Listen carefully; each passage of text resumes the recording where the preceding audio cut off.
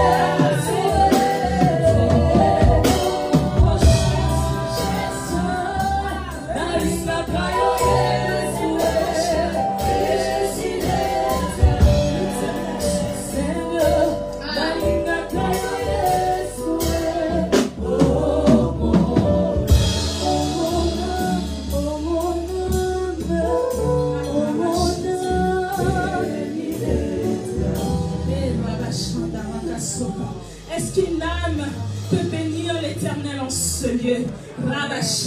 David a dit, mon âme bénit l'Éternel et n'oublie aucun de ses bienfaits. Bien-aimé, j'aimerais que tu te souviennes de ce que Dieu a fait. Car l'adoration, la louange commence d'abord et vient de ce que l'on sait de Dieu, mais également de ce qu'il a fait. Ah, j'aimerais que pendant que tu vas adorer le Seigneur, que tu te souviennes de ce qu'il a fait dans ta vie.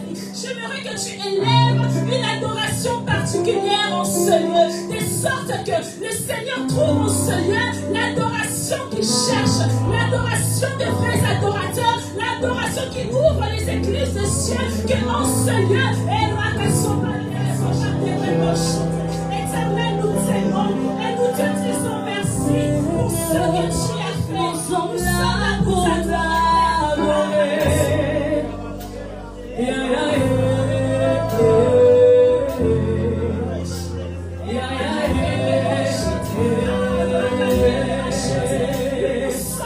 Sois Jésus, sois Seigneur, nous sommes là pour l'adorer.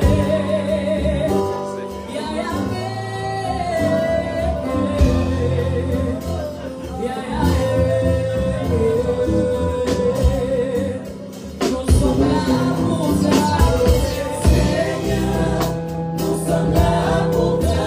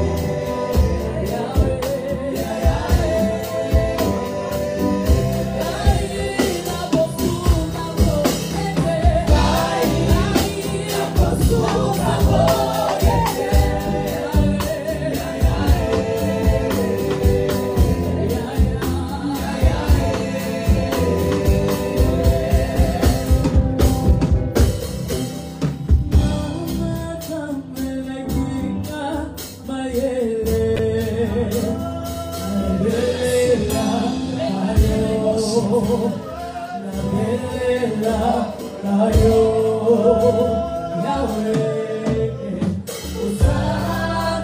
Mary Polo,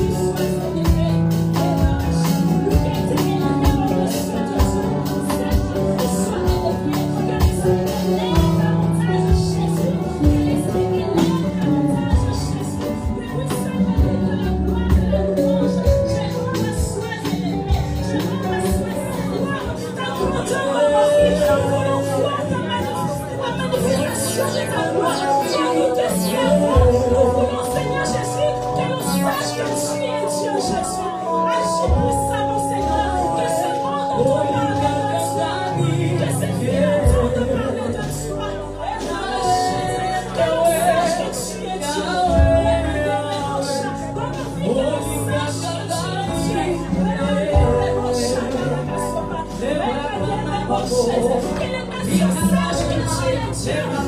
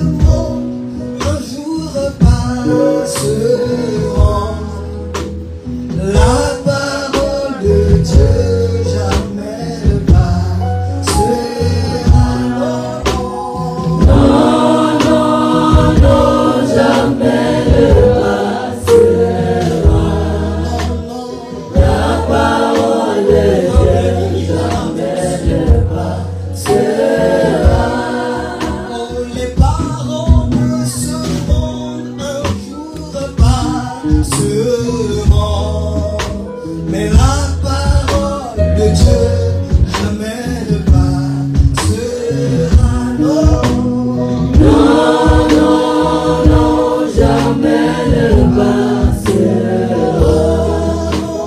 La parole de Dieu jamais ne passera.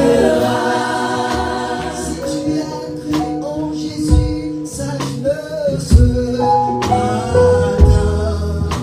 Il te ne laissera pas, il est fidèle pour toujours. Non, non. Non, non, non, jamais ne passera. La parole de Dieu jamais ne passera. Alléluia. Est-ce que quelqu'un croit que la parole de Dieu ne passera jamais?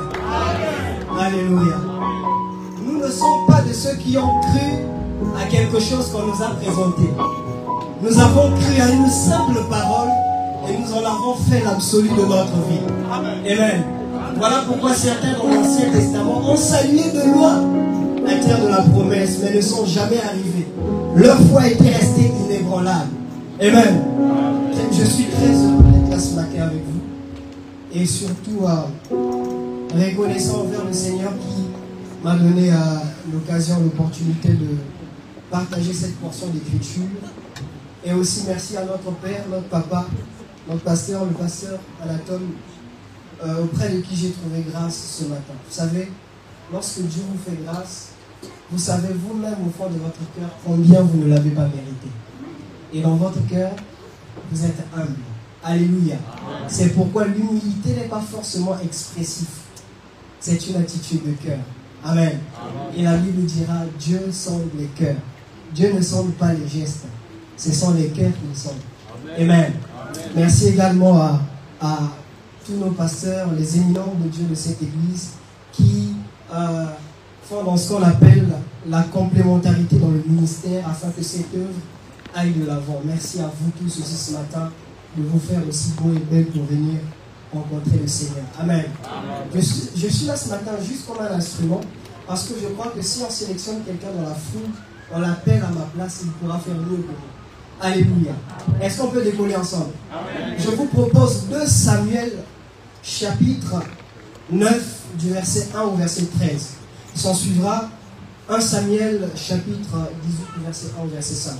On commence avec 2 Samuel chapitre 9 du verset 1 au verset 13. Je lis dans le nom de Jésus. Amen. David dit, reste-t-il encore quelqu'un de la maison de Saül pour que je lui fasse du bien à cause de Jonathan? Il y avait un serviteur de la maison de Saül nommé Tsiba que l'on fit venir auprès de David. Le roi lui dit, es-tu une Tsiba? Et il répondit, ton serviteur. Le roi dit, n'y a-t-il plus personne de la maison de Saül pour que j'use envers lui de la bonté de Dieu? Et Tsiba répondit au roi, il y a encore un fils de Jonathan, perclus des pieds. Le roi lui dit, où est-il?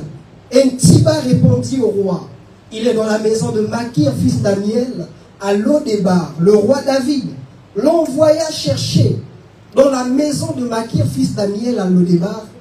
Et Méphibosheth, fils de Jonathan, fils de Saül, vint auprès de David, tomba sur sa face et se prosterna. David dit, Méphibosheth. Et il répondit, voici ton serviteur. David lui dit, ne crains point, car je veux te faire du bien à cause de Jonathan ton père.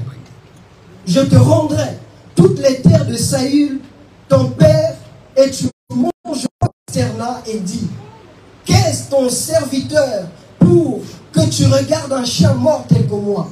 Le roi appela Tsiba, serviteur de Saül, et lui dit, je donne au fils de ton maître tout ce qui appartenait à Saül et à toute sa maison. Tu cultiveras pour lui les terres, toi, tes fils et tes serviteurs, et tu feras des récoltes, afin que le fils de Méphibosheth, de ton maître, ait du pain à manger, et Méphibosheth, fils de ton maître, mangera toujours à ma table. Amen. Nous allons rapidement répartir dans 1 Samuel, chapitre 18, du verset 1 au verset 5, rapidement. 1 Samuel, chapitre 18, du verset 1 au verset 5, la Bible dit ceci. David avait achevé de parler à Saül, et dès lors l'âme de Jonathan fut attachée à l'âme de David, et Jonathan l'aima comme son âme. Ce même jour, Saül rétint David et ne le laissa pas retourner dans la maison de son père.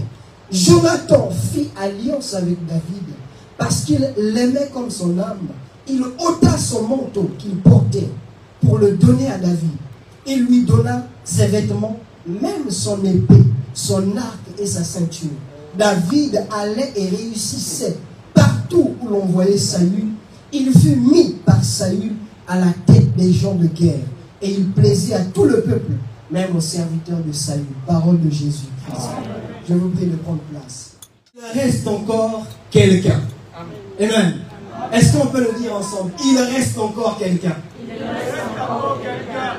J'aimerais pendant une quarantaine, une cinquantaine de minutes vous parler de la fameuse histoire de Méphibosheth. Un nom apparemment dur, apparemment compliqué, apparemment simple et en même temps apparemment difficile à prononcer. Méphibosheth. Je suis dans l'étonnement, frères et sœurs, qu'un père puisse donner à son enfant le nom de Méphibosheth. Il est très important de rappeler que à l'époque, on donnait le nom aux enfants pour 3 raisons. Premièrement, en fonction des circonstances de la naissance. Deuxièmement, en fonction de la destinée future de l'enfant. Troisièmement, par révélation divine. C'est-à-dire, on donnait le nom aux enfants en fonction des circonstances dans lesquelles ils sont nés. Il est né. Vous vous rappelez de cet enfant au nom de Benoni. Lorsque sa mère était sur le point de lui donner naissance, sa mère a éprouvé des fortes douleurs dans son ventre.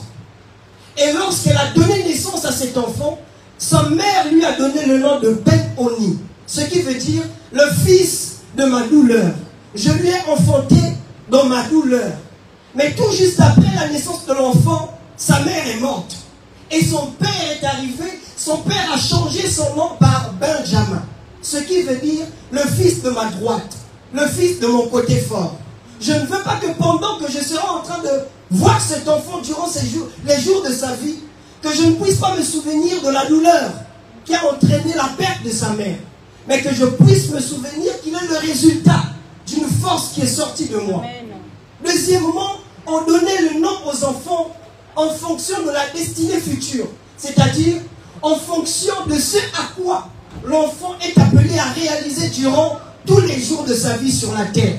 Vous vous souvenez de Josué en référence à la sortie et la traversée des enfants d'Israël du désert et de la mer Rouge. Lorsque Moïse est mort, Dieu l'a appelé Josué. C'est toi qui feras entrer mon peuple dans Canaan.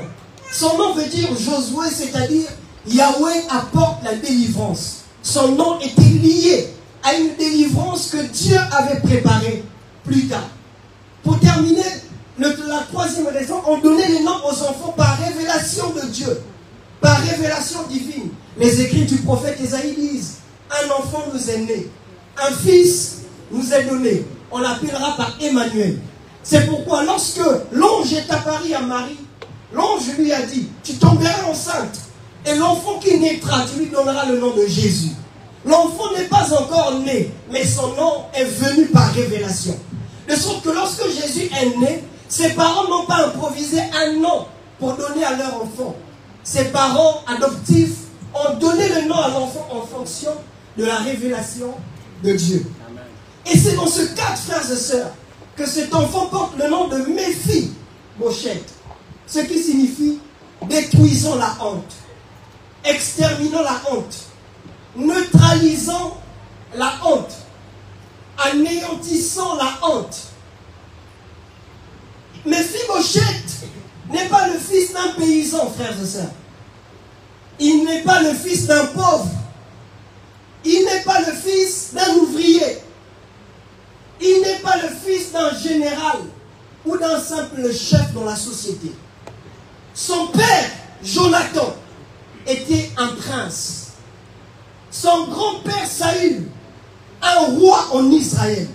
Et notamment le tout premier roi de l'histoire d'Israël.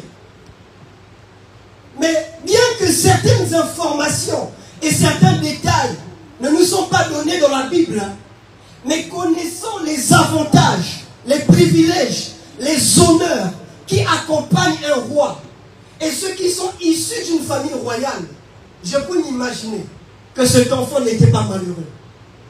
Mais lorsque je regarde sa vie, les choses ont dégringolé. Lorsqu'il était âgé de 5 ans, vous savez, quelqu'un peut bien être et voir son histoire changer. Alléluia. Parce que vous savez, l'histoire peut changer en bien, tout comme en mal. Et d'ailleurs, la preuve en est plusieurs parmi nous ce matin. Si on repart dans votre passé, on retrouvera des épisodes assez bien, mais malheureusement qui ont été jalonnés, marqués par des circonstances et des événements défavorables et désastreux. Et ce matin, vous êtes dans le questionnement, dans l'interrogation, dans l'incertitude, en train de vous dire, Seigneur, je vais aller à ce culte ce matin, et il se pourrait que tu me parleras pour une seule fois. Depuis la nuit des temps, et pendant plusieurs années, il y avait un conflit territorial entre les Philistins et les Israélites. Et un jour, il y a eu une bataille, une guerre sur la montagne de Gilboa. Les Philistins avaient envahi la nation et les Israélites étaient terrorisés, se demandant si c'était les Philistins qui allaient l'emporter ou si c'était les Israélites eux-mêmes qui allaient remporter la bataille. Mais chose curieuse, au lieu d'envoyer l'armée au front sur le champ de bataille, le roi Saül et plusieurs de ses serviteurs et plusieurs de ses enfants se sont eux-mêmes retrouvés au front sur le champ de bataille. Et la Bible déclare, au cours de cette bataille, le roi Saül, le premier roi de l'histoire d'Israël, a trouvé la mort. Et dans cette même bataille, Jonathan, l'héritier, le potentiel successeur, celui qui était éligible à pouvoir remplacer son père sur le trône en Israël, lui aussi est mort. Et la nouvelle s'est propagée partout, dans le camp, dans toute la ville. Imaginez-vous, nous sommes là ce matin et nous apprenons que le président d'un tel pays est mort. Vous savez vous-même la vitesse avec laquelle cette information sera diffusée et sera circulée. Surtout à une époque où Internet est à son apogée. Alléluia. J'ai bien dit imaginons. Sinon que tous les présidents vivent longtemps car toute autorité vient de Dieu. Amen. Et le roi Saül et Jonathan son fils sont morts sur le champ de bataille. La nouvelle a secoué tout le pays. Les Israélites étaient dans la terreur, dans la désolation, dans l'angoisse de constater, frères et sœurs, qu'un roi pouvait mourir sur le champ de bataille. Car à l'époque, lorsqu'un roi tombait dans une guerre, c'était une honte, une désolation, une humiliation, une ignominie, c'est-à-dire une honte, mais une honte publique. Car il y avait une loi en Israël. Lorsqu'un homme ou un partait s'engager sur le champ de bataille, il ne mourrait pas. Il revenait toujours. Cette loi tire son origine dans le discours de Dieu aux enfants d'Israël à l'époque de Moïse. Lorsque Dieu disait ne touchez pas à mes oins. Mais puisqu'il était question, frères et sœurs, de régner, de recevoir l'onction royale avant de régner sur le trône d'Israël, le roi Saül régnait sur le trône d'Israël pendant que l'onction royale était sur quelqu'un d'autre. Alléluia. Et la nouvelle s'est propagée dans toute la ville et dans tout le camp de bataille. Et elle est arrivée dans la maison où vivait Mephibosheth. Et lorsque la nourrice, la femme, la nounou, la femme qui prenait soin de cet enfant, a reçu la nouvelle selon laquelle le roi Saül est mort, Jonathan est mort, elle a eu peur. Car elle se disait, d'un moment à l'autre, quelqu'un du camp de David peut surgir ici et nous ôter la vie. Car elle savait que le nouveau roi c'est qui? C'est David. Or David, pendant longtemps, le roi Saül cherchait sa mort, mais n'avait pas pu le tuer. Et la nourrice a eu peur. Car à l'époque, lorsqu'un roi tombait sur le champ de bataille, s'il n'était pas en bon terme avec celui qui venait régner sur le trône, celui qui venait régner sur le trône avait la capacité d'éliminer, d'exterminer et de tuer à petit feu les parents de la dynastie précédente. Et le roi, et la nourrice, la nounou, s'est dit en elle-même, il se peut qu'on nous tue par l'armée de David. Car ils avaient peur. Ils se disaient que si je laisse quelqu'un de mon prédécesseur vivre, il pourra se venger de moi. Et la nourrice, frères et sœurs, a pris l'enfant. Et la Bible déclare, en voulant fuir et en essayant de pouvoir s'échapper à la mort, Mephibosheth, frères et sœurs, est tombé. Et sur le champ, ses deux pieds perclus. À partir de ce jour, il est devenu infirme. Ça fait réfléchir. Voyez comment la vie de quelqu'un peut basculer. Alléluia. Voyez comment la vie de quelqu'un, frères et sœurs, peut basculer. Et ce matin, il y a un message de Dieu pour quelqu'un. Dieu m'a envoyé parler aux personnes dont la vie a basculé. Aux personnes dont la vie, l'avenir ne présente aucun signe, aucune garantie du futur. Mephibosheth, frères et sœurs, est devenu infirme, ne pouvant pas marcher. Et depuis ce jour, en voulant pouvoir s'échapper à la mort, il est allé dans la maison, il est allé vivre dans un village loin, à Lo-Débar. C'est-à-dire là où tout est amer, là où rien ne marche, là où on ne me verra pas, là où ma honte est cachée, dans la maison d'un homme appelé Makir. Et il vivait comme un étranger, n'attendant que sa mort. Car l'image qu'il avait même de lui-même est qu'il se considérait comme un chat mort. Alléluia. L'image qu'il avait, de lui-même, il se considérait comme un chat mort. Mes frères et sœurs, ce que Mephibosheth ne savait pas, pendant qu'il partait fuir à Lo-Débar, Dieu partait le cacher. Dieu partait cacher sa destinée. Alléluia. J'aimerais dire à quelqu'un, il n'y a pas de viens montre-toi sans être précédé par un va cache-toi. Chaque détail des événements qui t'arrivent est une prophétie de Dieu pour ce qu'il compte accomplir avec toi. Voilà pourquoi une épreuve qui te rapproche de Dieu est plus importante qu'un bonheur qui t'éloigne de Dieu. Une souffrance qui fait sortir la paix de Dieu en toi est préférable à un bonheur qui fait disparaître la paix de Dieu en toi. Alléluia. Une solidarité qui te rapproche de Dieu une solitude qui te rapproche de Dieu est plus importante qu'une solidarité qui t'éloigne de Dieu. Un désert qui te rapproche de Dieu est plus important qu'un royaume qui te fait oublier Dieu. Est-ce que je parle à quelqu'un ce matin? Et Mephibosheth est allé vivre à Lo-Débar, loin des caméras, loin des médias, loin des acclamations. loin des honneurs, loin des privilèges, parce que Méphibosheth, frères et sœurs, était l'enfant d'un prince. Son père est mort. Son grand-père est mort. Ses frères aussi sont morts. Et du coup, la gloire est partie. Les honneurs sont partis. Les privilèges sont partis. Cet enfant est devenu orphelin. C'est comme si cela ne suffisait pas. Perclus des pieds. Et il a regardé autour de lui.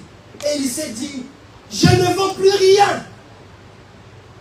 Il est allé vivre dans la maison d'un homme. En vivant comme un étranger. Alléluia. Amen. Et le roi David, frères et sœurs, le roi David est arrivé sur le trône. Il a vu la gloire. Il a vu les honneurs. Il a vu les privilèges. Il a vu le pouvoir. Il a vu tout le personnel du royaume. Et il a dit ce qui suit. Est-ce qu'il reste encore quelqu'un de la maison de Saül pour que je lui fasse du bien? Est-ce qu'il reste encore quelqu'un de la maison de Saül pour que je lui fasse du bien? Et il y avait un silence total. Et en réalité, leur silence était vrai. Car ils avaient peur. Car lorsqu'un roi prenait des renseignements sur les parents ou les descendants de la dynastie précédente, vous n'avez qu'à regarder l'histoire. Ce n'était pas pour les honorer. C'était pour les saccager, pour les humilier, pour les exposer à la honte. Et lorsque le roi a dit, il reste encore quelqu'un de la maison de Saül pour que je lui fasse du bien. Sur le champ, un officier de taille au nom d'un Tiba, qui travaillait avec le roi Saül à l'époque, est survenu. Et David lui dit, Tiba, est-ce qu'il reste encore quelqu'un de la maison de Saül? Tiba dit, mon roi, il reste encore quelqu'un. J'aurais aimé lorsqu'il a dit, il reste encore quelqu'un, qu'il s'arrête là. Car lorsque le roi a demandé s'il restait encore quelqu'un, il n'a pas demandé le nom de la personne. Il n'a pas demandé la taille de la personne. Il n'a pas demandé l'âge de la personne. Il n'a pas demandé sa condition morphologique. Il a simplement dit, est-ce qu'il reste encore quelqu'un? Mais Tiba a dit, il reste encore quelqu'un. Mais, perclus des pieds, il reste encore quelqu'un. On ne peut pas l'inviter ici. Il reste encore quelqu'un. Sa morphologie n'est pas attirante. Il reste encore quelqu'un. Il n'est pas qualifié à manger sur la table du roi. Le roi David a dit, amenez-moi cet homme. Malgré le dénigrement d'un Tiba envers Méphibosheth, cela n'a pas empêché le roi à appeler Méphibosheth. J'ai une bonne nouvelle pour quelqu'un. Ton handicap, ton infirmité ne te disqualifie pas devant la grâce de Dieu. Voilà pourquoi la grâce brise le protocole. Entre Jérusalem et Lo-Débar, là où vivait Méphibosheth, il y a une distance de 80 à 120 km. Soit un trajet de 4 jours, aller-retour. Mais le roi David n'a pas vu le trajet. Le roi David n'a pas vu la distance. Il a dit, allez me chercher cet homme. Je suis venu avec un message ce matin. Dieu a dit, on te cherchera. On te cherchera pour des contrats. On te cherchera pour ajuster les choses. On te cherchera pour renouveler ce dossier. On te cherchera parce qu'il reste encore quelqu'un. Si le roi a dit, il reste encore quelqu'un, ça veut dire, il y a une place qui est vide. Il reste encore quelqu'un, ça veut dire, le travail n'est pas encore fini. Il reste encore quelqu'un, cela veut dire, on ne peut pas considérer le travail comme être fait si son cas n'est pas résolu. Dieu a un message pour toi ce matin. On te cherchera. Peu importe là où tu es, on te cherchera. J'annonce à quelqu'un, Dieu enverra des Tiba. Les Tiba, ce sont des personnes qui jouent le rôle d'intermédiaire entre toi et les réponses que tu cherches. Dieu enverra des Tiba sur ton chemin pour t'orienter vers là où Dieu t'attend. Alléluia. Il reste encore quelqu'un. Et lorsque Thiba est allé à la recherche de Méphibosheth, il est allé voir Méphibosheth, 15 ans. Le jour où Méphibosheth était tombé au sol, il avait 5 ans. Ses pieds se sont cassés.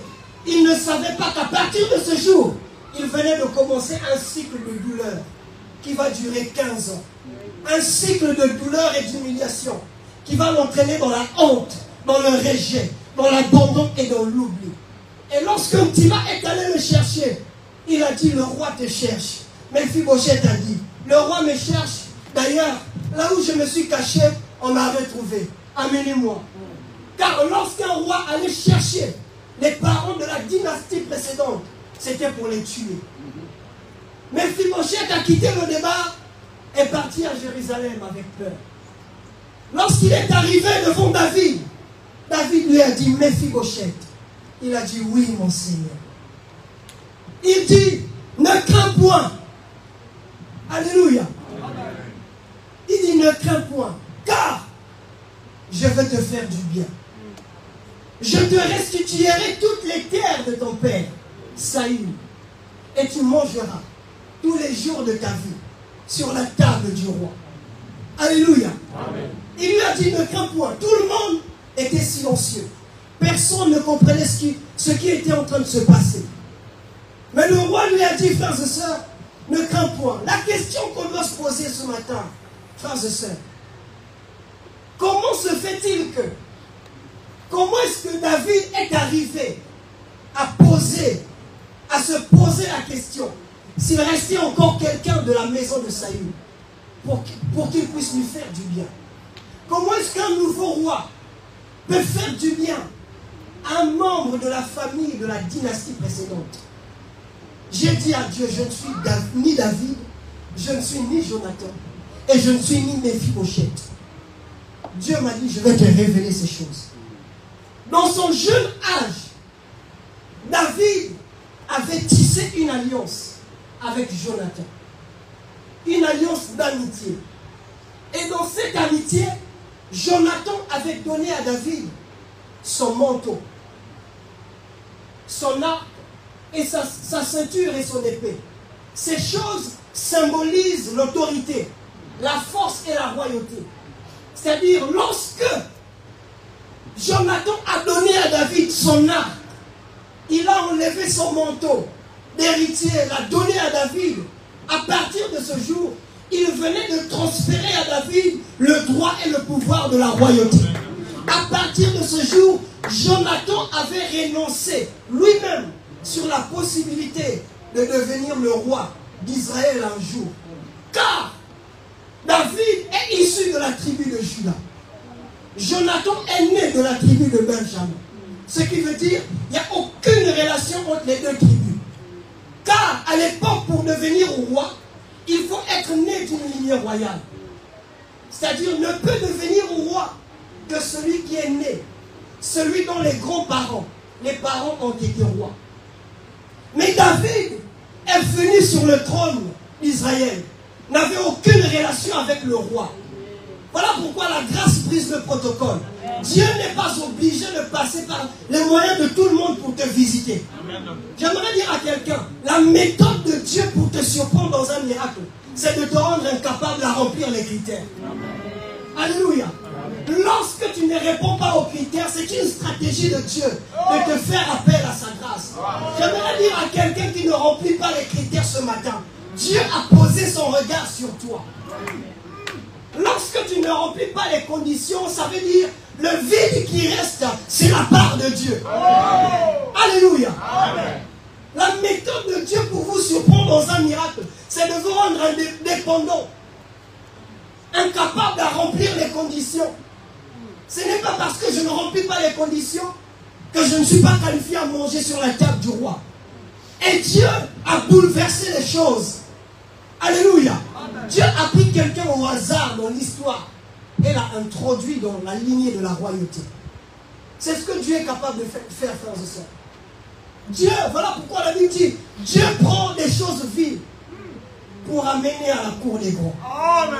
Alléluia. Amen. Dieu prend des personnes sans histoire, sans fondement, Ce n'est pas parce que tu n'as pas de réseau que tu n'as pas ta place. Ce n'est pas parce que tu n'as pas de réseau dans cette entreprise que tu n'as pas ta place. Le fait que tu n'aies personne est la preuve que Dieu est ton premier. Amen. Amen. Alléluia. Amen. Et lorsque David a tissé une relation d'amitié avec Jonathan, à partir de ce jour, David, théoriquement, prophétiquement, est devenu le potentiel successeur sur le trône. Dieu m'a dit, tu vois, Jonathan, c'est Jésus. Jésus avait tissé une alliance avec le Père. Et moi, Mephibosheth, j'étais à Lodébar, loin du péché. J'étais à Lodébar dans le péché, loin de la grâce de Dieu, dans l'ivrognerie, en train de faire avorter, en train d'avorter, loin de Dieu. Mais lorsque Dieu a vu l'alliance, le sacrifice de Christ à la croix, Dieu m'a dit, je veux te faire du bien. Lorsque Dieu a vu l'œuvre de Jésus à la croix, Dieu m'a dit, je veux te faire du bien. Je ne suis pas né d'une lignée royale, mais Dieu m'a dit, je veux te faire du bien. Je ne suis pas né à Paris, Dieu m'a dit, je veux te faire du bien. Je n'ai pas de diplôme, mais Dieu a vu l'œuvre de Jésus à la croix. Il a dit, je veux te faire du bien. Alléluia. Et Dieu et lorsque Dieu a vu l'œuvre de Christ à la croix, à partir de ce jour, il a organisé une fête. Voilà pourquoi la Bible déclare dans l'évangile que le royaume de Dieu est semblable à une fête que le roi a organisée. Et le roi a appelé, a envoyé ses serviteurs pour aller chercher ses enfants. Les enfants ont refusé l'appel du roi. Et à partir de ce jour, le roi a dit à ses serviteurs, allez-y dans la rue, allez-y prendre n'importe qui, même ceux qui ne remplissent pas les critères, amenez-les à la table du roi. Et nous sommes nés, frères et sœurs, nous sommes à la table du roi, nous sommes dans le royaume, parce que Dieu a décidé de sortir dans les rues pour aller nous sélectionner. Alléluia. Amen. Parce que Dieu a décidé d'aller nous sélectionner. Et lorsque Christ est mort à la croix, il y a trois choses qui se sont passées. De la même façon que David a dit à Mephibosheth, je veux te faire du bien, c'est-à-dire je veux te faire grâce. Je te restituerai toutes les terres, c'est-à-dire, dis avec moi possession. C'est-à-dire, je te fais entrer en possession de tout ce que le Père possède. Voilà pourquoi lorsque Christ est mort et ressuscité le troisième jour, nous sommes entrés en possession, en héritage. La Bible déclare, nous sommes, le Saint-Esprit est le gage de notre héritage. Amen. À partir de ce jour, nous sommes devenus héritiers dans le royaume. Et lorsque le roi a dit à Mephibosheth, tu mangeras sur ma table, dis avec moi position. Ça veut dire, je te donne une position de fils dans la maison du roi. Je te redonne ta position de fils dans la maison du roi. C'est-à-dire, Mephibosheth a perdu sa position de fils. De la même façon que lorsque Christ est ressuscité le troisième jour, Dieu nous a donné une position de fils. Et désormais, lorsque nous venons devant le trône de Dieu, devant la grâce de Dieu, pour demander la main de Dieu, nous ne venons pas comme n'importe qui, nous venons en tant que fils. Alléluia. Et parce qu'il ne l'a pas tué, il lui a laissé la vie. Et Christ, lorsqu'il est ressuscité, nous a donné une vie éternelle. Alléluia. Et voilà pourquoi il a dit aux apôtres, je suis avec vous jusqu'à la fin des temps. Frères et sœurs, même si rien ne marche aujourd'hui, Dieu est présent. J'aimerais dire à quelqu'un, Dieu peut parler dans la Genèse et que la chose s'accomplisse. Dans l'Apocalypse. Les temps n'ont aucune influence sur les projets et les promesses que Dieu prévoit de faire. Alléluia. Je veux te faire du bien. Dieu veut faire du bien à quelqu'un ce matin. Il reste encore quelqu'un Et c'est un cri d'alarme que Dieu a poussé. Et qui doit répondre? C'est toi. Il reste encore quelqu'un à qui je dois faire du bien. Et cette personne, c'est toi que Dieu veut faire du bien. Cette personne, c'est toi que Dieu vise. Dieu vise ta foi. Dieu vise ta capacité à croire en lui. Dieu vise même lorsque tu étais victime d'une perte. Comme Mephibosheth, Dieu veut te restituer ta position de fils qu'il a promis à Adam. Depuis Adam. Et il a redonné dans les évangiles de Christ. Est-ce que j'ai parlé à quelqu'un ce matin? J'avais promis que je ne serais pas là. Que Dieu vous bénisse.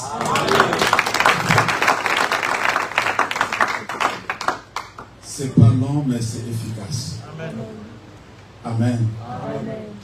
Vous savez, il y a quelque chose que nous devons comprendre après le message de notre bien-aimé, et que ta position actuelle ne reflète pas le plan que Dieu a pour toi. Ne regarde pas ce qui se passe autour de toi et définir ce que tu seras. Ce que tu seras est totalement différent de ce que tu vis aujourd'hui. Amen.